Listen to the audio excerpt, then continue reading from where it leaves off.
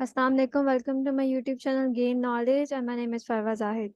So the topic we are discussing today are reinforcement learning, approaches of reinforcement learning, how reinforcement learning works, Boltzmann equation. ठीक है। Machine learning के जो मैंने course पढ़ाया, machine learning में मैंने बताया कि रीइंफोर्समेंट लर्निंग जो है वो उसमें मिसिंग है। वो इसलिए क्योंकि रीइंफोर्समेंट लर्निंग उसमें और आर्टिफिशियल इंटेलिजेंस में सेम था। तो दैट्स मैंने बताया था कि रीइंफोर्समेंट लर्निंग का जो लेक्चर होगा वो मैं आर्टिफिशियल इंटेलिजेंस में पढ़ाऊंगी। ठीक है। तो इसमें हम रीइंफोर्समेंट लर्निंग देखेंगे क्या होता है। बेसिक कंसेप्ट जो था, अगर आप लोगों ने समझना हो तो मशीन लर्निंग के मेरे ख्याल में फर्स्ट या सेकंड लेक्चर में रीइंफोर्समेंट लर्निंग का मैंने बेसिक कंसेप्ट जो है वो समझाया है। वहां से जाके आप लोग समझ लीजिएगा। इसमें समझाने की पूरी कोशिश करूंगी। उसके बाद हम देखेंगे कि अप्रोचेस कौन सी होती हैं और मशीन रीइंफोर्समेंट लर्निंग काम कैसे करती है, और रीइंफोर्समेंट लर्निंग की किसी भी एग्जांपल को सॉल्व करने के लिए आप कौन सी इक्वेशन को यूज करते हो, विच इज बेल्समैन इक्वेशन। ठीक है। Reinforcement learning close to human learning, every action inspect the impacts the environment and the environment provides reward the guide that learning algorithm। ठीक है। अभी क्या बता रहे हैं, ये कह रहे हैं कि reinforcement learning जो है वो आपकी ह्यूमन लैंग्वेज के बहुत करीब होती है, ह्यूमन लर्निंग के बहुत करीब होती है। राइट। कि कॉम्प्लेक्स प्रोग्रामिंग नहीं होगी, ह्यूमन अंडरस्टैंडेबल होती है। ठीक है। हर एक्शन जो भी आपका परफॉर्म हो रहा होगा एनवायरनमेंट के ऊपर, ठीक है, उसमें क्या होता है कि वो आपको उसके इम्पेक्ट होने पे आपको एक फुल्ली रिवॉर्ड मिलता है। ठीक है। आप कोई एक्शन परफॉर्म करोगे तो इन रिटर्न आपको कोई रिवॉर्ड मिलेगा। जैसे कि मशीन लर्निंग मैंने बताया था कि लेट्स सपोज अगर हम एक डॉग को एज अ पेट पालते हैं, ठीक है, और हम जब डॉग को कहते हैं कि जाओ वो स्टिक जो है फेच करके लाओ, ठीक है, फिर स्टिक हम फेंकते हैं, देन कहते हैं उसको फेच करके लाओ। जब वो फेच करके लाता है तो हम उसको बिस्किट देते हैं, कुछ खाने के लिए देते हैं, तो वो क्या उसका रिवॉर्ड है। एजेंट कौन है? एजेंट वो होता है जो कि एक्शन परफॉर्म कर रहा होता है इन्वायरमेंट पे। ठीक है। इन्वायरमेंट सारी क्या थी, जहां मैं खड़ी हुई थी, जो ग्राउंड था, जो स्टिक थी, जो मैंने फेंका, वो सारी इन्वायरमेंट का हिस्सा था। एजेंट कौन था? डॉग था, ठीक है, जो काम परफॉर्म कर रहा है। ठीक है। और उसको रिवॉर्ड क्या मिला? जो मैंने बिस्किट दिया, मतलब उसने कोई एक्शन परफॉर्म किया एजेंट ने इन्वायरमेंट के ऊपर, और देन उसको क्या मिला? Reward, which is a biscuit. तो इस तरह से होता है कि हमारे आर्टिफिशियल इंटेलिजेंस में भी ये जो हमारा कोड होता है वो होता है हमारा एजेंट। फिर जब वो कोई एक्शन परफॉर्म करेगा एनवायरनमेंट पे, फॉर एग्जांपल अगर मैंने कोई ऐसा सॉफ्टवेयर बनाया है जो कि एनवायरनमेंट में चेंजिंग लेकर आ रहा है, ठीक है, जैसे फॉर एग्जांपल मैं एक कोई डिटेक्शन सिस्टम बना लेती हूँ, लेट्स सपोज कि आई डिजीज डिटेक्शन सिस्टम बना लेती हूँ, जो कि पहले नहीं था, जिससे आंखों की बीमारियां ऐसे मतलब नॉर्मल लोग नहीं निकाल सकते थे। तो मैंने एक ऐसा सिस्टम बनाया, मैंने एक ऐसा एजेंट तैयार किया जो कि एनवायरनमेंट पे इम्पेक्ट कर रहा है। ठीक है। वो डिजीज आपको बता रहा है कि इस आई में ये डिजीज है। ठीक है। तो उसके अकॉर्डिंगली मुझे रिवॉर्ड क्या मिलेगा? मुझे पे मिलेगी, क्योंकि मैंने ऐप बनाया है, मैंने सिस्टम बनाया है, तो मुझे पैसे मिल रहे हैं, अर्निंग आ रही, तो वो क्या मेरा रिवॉर्ड है। री इन्फोर्समेंट लर्निंग ये होता है। ठीक है। बेसिकली तो ये री इन्फोर्समेंट लर्निंग बेसिकली यूज कहाँ होती है? गेमिंग में यूज होती है। ठीक है। आप जैसे गेम खेलते हो, कैंडी क्रश, सबवे सफर, या कोई भी गेम खेल रहे हो, उसमें होता है कि जब आप अपने टारगेट लेवल पे पहुंच जाते हो या अपना टारगेट अचीव कर लेते हो तो आपको रिवॉर्ड मिलता है, आपको बोनस पॉइंट मिलते हैं, कॉइन्स मिलते हैं, बहुत सारी चीजें मिलती है। तो रीइंफोर्समेंट लर्निंग मेनली जो है वो गेमिंग के लिए यूज होती है। Okay. Approaches of RL, approaches of reinforcement learning, there are mainly three ways of implementing reinforcement learning and machine learning, which are value based, policy based and model based। value based क्या आती है? Value based होती है, मैं यहाँ से laser pointer ले लूँ। वैल्यू बेस्ड होती है, the value based approach is about to find the optimal value function which is maximum value at the state under and policy. ठीक है। वैल्यू बेस्ड स्टेट ये होती है कि आपको एक ऐसी अप्रोच लगानी होती है जो कि आपको ऑप्टिमल वैल्यू फंक्शन फाइंड करके दे, ठीक, जिससे आपकी मैक्सिमम वैल्यू फाइंड हो रही हो। वैल्यू बेस्ड फंक्शन वो होता है। ठीक है।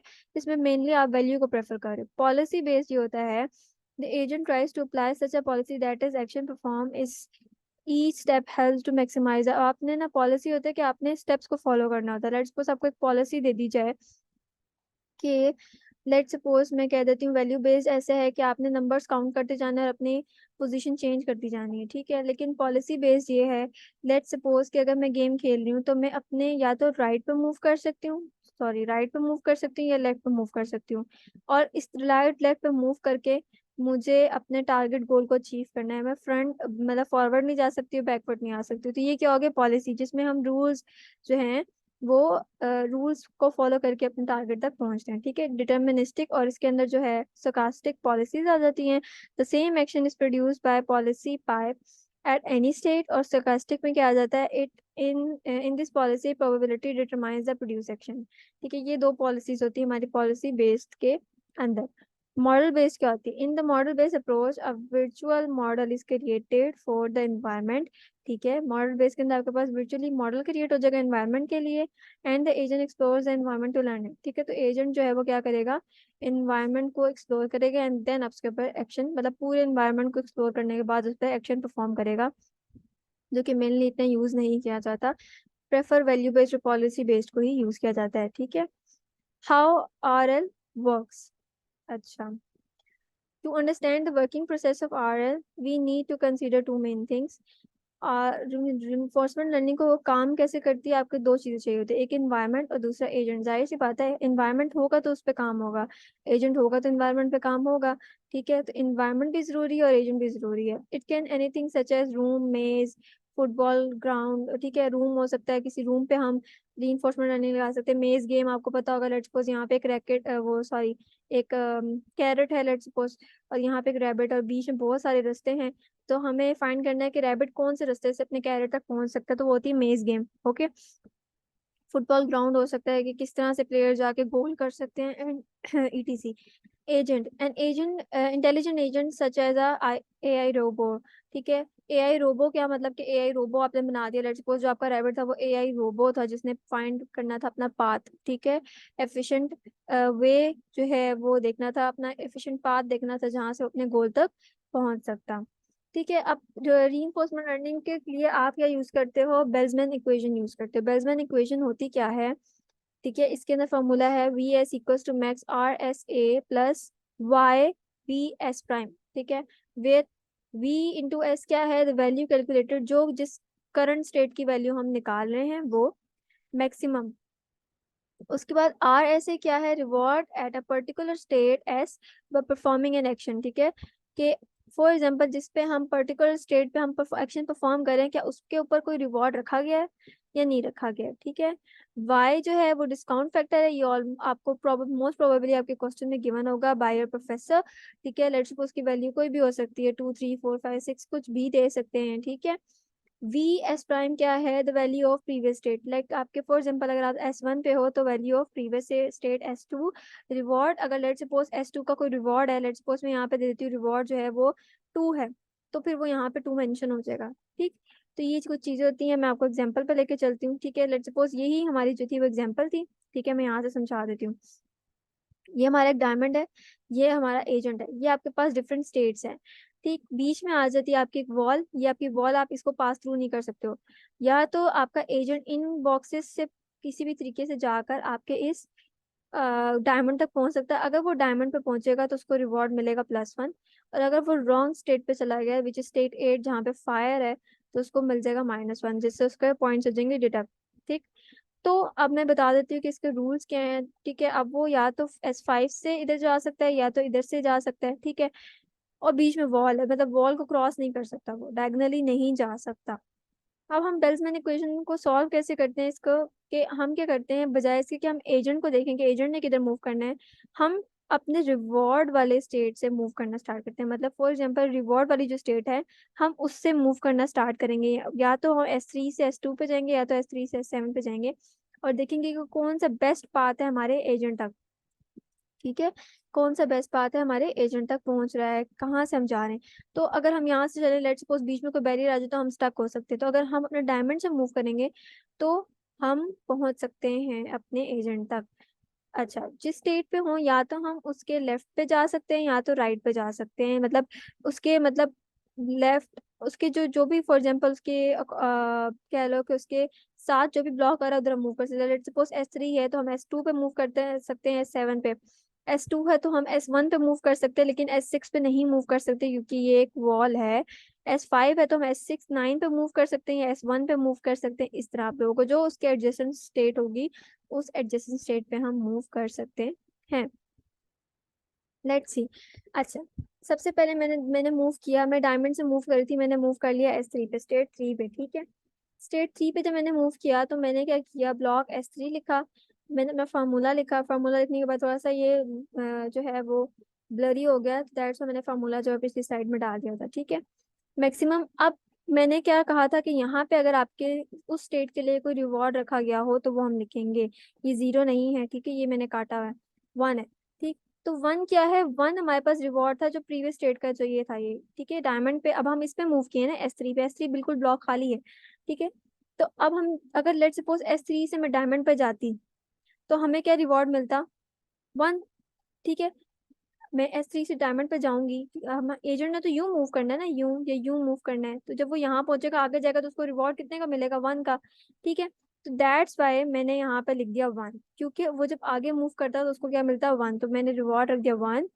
वाई की वैल्यू जो थी वो क्वेश्चन में 0.9 थी, ये 9 है, ठीक है। और प्रीवियस स्टेट थी हमारी, जहाँ पे हमारी प्रीवियस स्टेट है, ठीक है, इसमें हमारी प्रीवियस स्टेट की वैल्यू कुछ भी नहीं थी, तो हमने डाल दी 0, क्योंकि हम S3 पे है ना, अभी करंट S3 पे हैं।